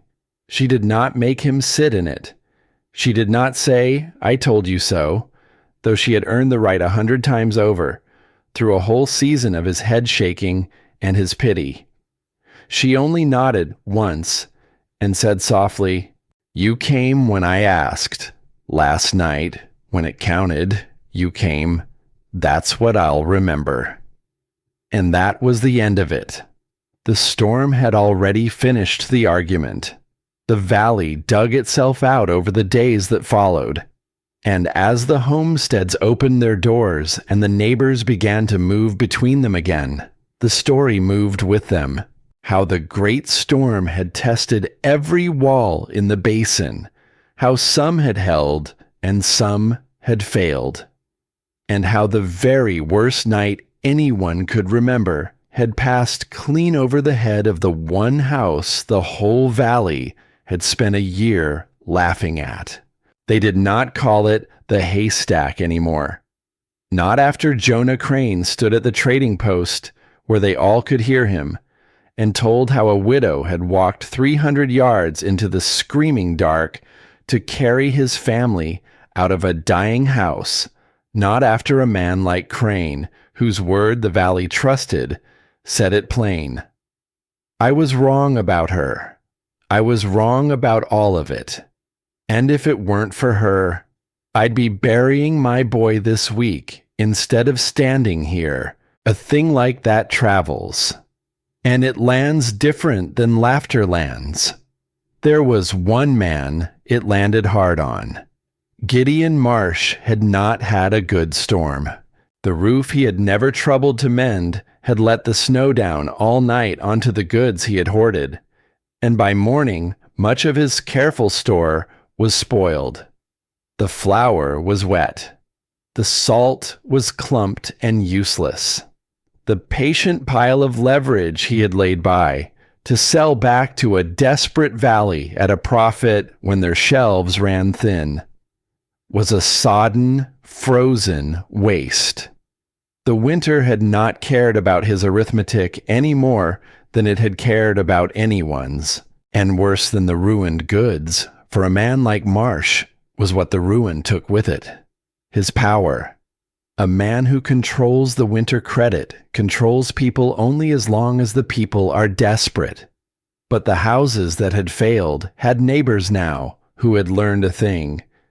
And a valley that learns does not come crawling to a smiling man's door to sign its name in his book. He came to see her once that spring. He rode up the way he always had, but the smile sat differently now. Tighter, less certain. A man working harder to seem at ease than a man at ease ever has to. Della, he said. She was out by the cabin, clearing away the battered remains of the old wall, getting ready to begin again. Gideon, she said, and she kept working. I came about the note, he said at last. I know what you came about. And before he could lay out whatever soft, hard offer he had ridden up to make, she set down her work and faced him. I'll pay it, in full, by the season's end. The harvest will be good, and the neighbors owe me labor now, and you'll have it to the penny. She held his eyes. You won't be getting this land, Gideon. Not this year. Not any year. So you can stop coming up my road to remind me of a debt I've never once forgotten. Marsh looked at her a long moment, and something in his face gave up. Not all at once, but she saw it go. The patient certainty, the smiling math, the long, quiet confidence of a man who had always, in the end, held the better end of every deal. You're a hard woman to figure, Della Hartwell, he said. No, she said. I'm a simple woman to figure. I figure how to keep my girl warm, and I do it. That's the whole of me. And Gideon Marsh, who had nothing left to threaten her with, and no smile left that worked, tipped his hat the way the others had, and rode back down her road, and did not come up it again. She did not gloat as she watched him go. There was no triumph in it. He was only a man who had bet on the cold and lost, the way she had once bet on a clear morning and lost. She knew, better than anyone in that valley, what it was to be on the wrong side of the winter's hard answer. She only went back to her work. There was a wall to begin again. But the real change did not come from beating Gideon Marsh. It did not come from Jonah Crane's words at the trading post, or from the note paid off, or from the laughter finally falling silent. Those were good things, but they were outside things. They happened to her name, out in the valley, where other people lived. The thing that healed her happened inside and quiet. And it had begun the moment she pulled a dead man's coat off a hook and walked into the storm. For years she had believed one thing in the dark, where the daylight could not argue with it, that her own careful, practical nature had sent a good man out to die, that if she had only been a softer woman, a woman who said stay, he would be alive. And then she walked into the same white death herself, in his coat, thinking it through, the way she always did. The cord, the fence, the counted steps. And that thinking did not kill anyone. It brought a family home. The very thing she had blamed for taking him was the thing that saved them all. She understood it slowly, over the quiet days of that spring. The storm had not taken Amos because she sent him. The storm took him because the sky lied, and no woman commands the sky, and no careful word at a door can call back a thing that is already gone. She had carried a guilt that was never hers to carry, and on the far side of that long walk through the dark, she had come home with a family saved, and something else, something she had not known she went looking for. She had come home a little bit free. The first sign of it was the coat. It did not go back on the hook. For years it had hung above the door, untouched, a relic, a wound, a thing she could not bear to move, because moving it meant admitting he was gone. But she had worn it now. She had worn it through the worst night of her life, and it had done a living man's work in the dark. So she began to use it. She wore it out to her work in the cold mornings.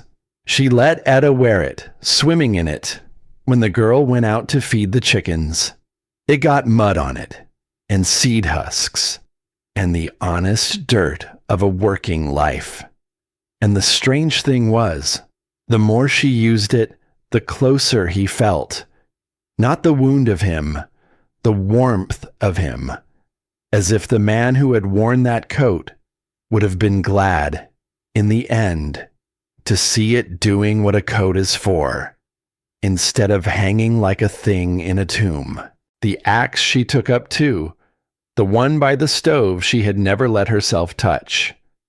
Her hands shook the first time, but she carried it out and split her kindling with it, the way he had 1,000 times, and she set it back by the stove that night, still in its old place, because it belonged there. But now it belonged there as a tool, not a shrine. The difference was everything. Etta saw the change, though she was too young to name it. She only knew her mother laughed that spring in a way she had not laughed in a long time. A real laugh that came up from somewhere deep and lit her whole tired face. And one evening, sitting by the open door in the warm dusk, the girl asked the old question one more time. The one from the very beginning. The night the seeds first went into the ground. Mama, would Papa have liked the flowers? But she asked it differently now. Not anxious, not testing, just curious, the way you ask a thing when you are no longer afraid of the answer. And this time, Della did not turn away. She looked out at the new green shoots just breaking the soil along the foot of the cabin, where she had planted the ring again, and she smiled, and she pulled her daughter close against her side. You know what, Etta? I used to think he'd have laughed. The girl waited. But I don't think so anymore. I think he'd have walked around this wall scratching his head, and then he'd have looked at what it kept warm. He'd have looked at you, asleep through the worst storm this valley ever saw, safe as anything. Her voice was steady now, full, and I think he'd have liked them just fine. I like them too, the girl said. I know you do, baby, Della said softly. I know you do. And the two of them sat in the warm doorway while the light went down, and the new flowers reached up toward a sky that had taken so much, and had, in its own slow way, begun to give a little of it back. The valley did a thing those next years that no one ever announced. It started copying her. Jonah Crane planted the first of them against his own walls, exactly where Della had planted hers. A few neighbors noticed, most pretended not to. But by the warm months, 2 more families had done the same, and the year after that, 5. No one had won an argument. The winter had simply delivered its answer, and the valley, being made mostly of practical people, had decided to listen. Asa Calder never quite said the word sorry. He was too proud, and besides, many of his warnings had been fair ones. But the carpenter, being a good craftsman before he was a proud man, studied the wall and measured the spacing and worked out better ways to bind the stalks and shed the wet. And before long he was building flower walls of his own and charging a fair price for the building of them. That was all right. Della did not need the word. People rarely remember the laughter anyway. What survives is what works. A layer of stalk, a pocket of still air, a wall that breaks in the right places so the heart of the house can hold. And maybe, she came to think, maybe a grief works the same way. Maybe a sorrow does not have to be a wound carried forever, sealed and untouched, a relic on a hook above a door. Maybe it can be a thing you take down and put on and walk out into the worst of the dark wearing and find on the far side that it kept you warm after all. She had spent a season teaching the valley how to keep the cold out of a house, but somewhere in the doing of it, she had learned the harder thing, how to keep it out of a heart. The years went on, the way years do. The old dog grew older. Moses' muzzle went from gray to white, and his slow steps grew slower.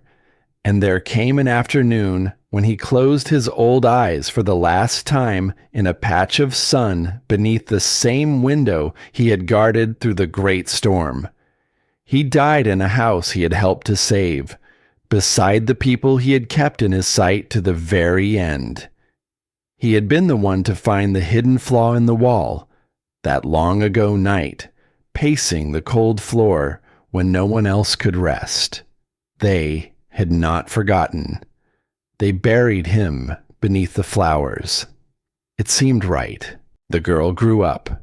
She grew tall and steady and careful, the way her mother was careful, always tying the cord before she stepped into the dark. And in time, she had children of her own, and she taught them the things her mother had taught her. How to read a sky. How to build a wall that breaks in the right places.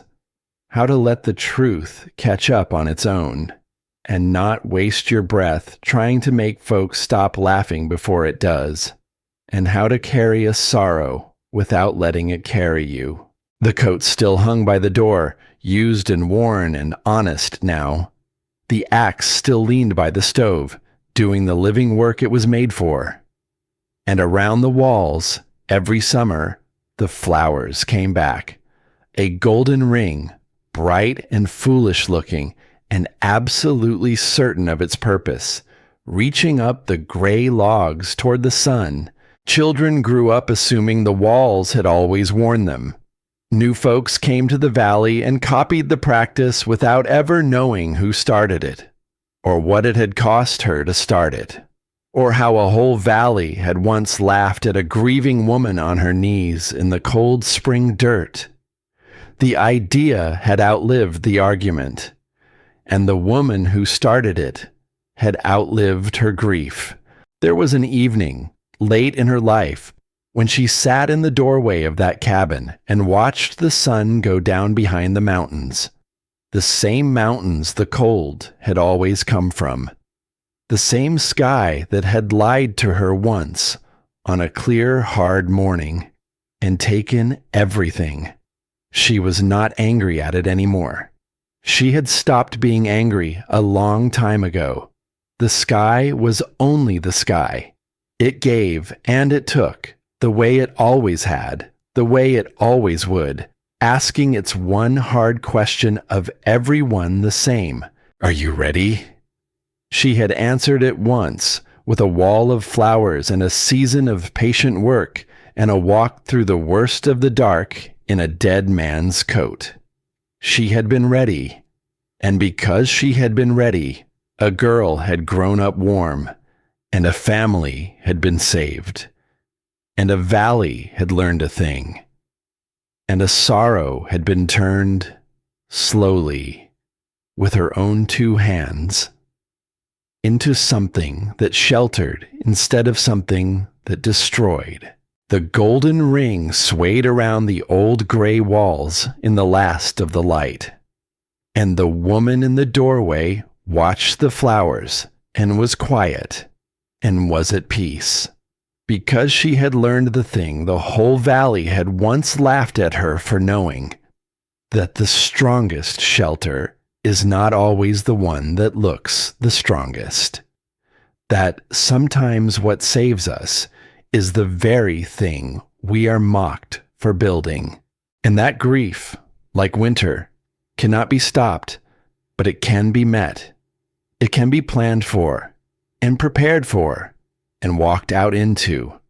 And on the far side of it, if a person is patient and ready and brave enough to wear the heavy coat and step into the dark, there is a morning, there is a warm room, and there is, at the last, a quiet that feels almost like the cabin itself, breathing easy at the end of a long, long winter. The flowers nodded in the dusk. The light went gentle on the old gray walls, and the woman sat on, in no hurry now, watching the last of the gold leave the sky. A widow who had once been laughed at, alone in a doorway, and warm all the way through.